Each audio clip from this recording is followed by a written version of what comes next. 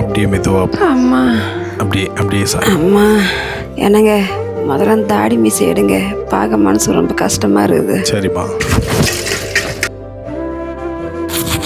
நீ சொன்ன செஞ்சல, நான் சொன்ன மாதிரி கேட்கணும். இப்போ பாரு எவ்வளோ அழகா இருக்கும்.